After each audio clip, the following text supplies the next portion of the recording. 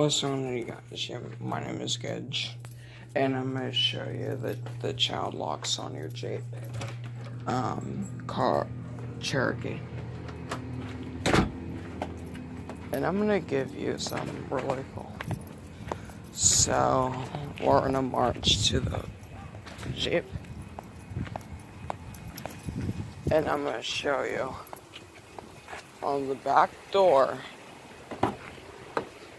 There is a child lock right here.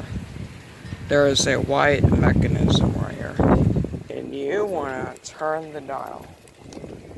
So, gotta show y'all that this turns. I'm going to show you. Take the key and turn the dial.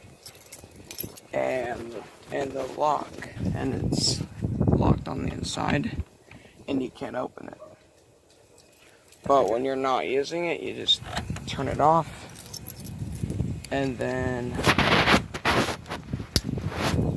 your Jeep is, and the door opens. And the door opens on the inside of Jeep's door, chunks closed.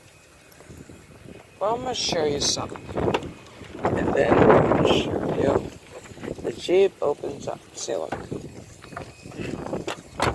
See?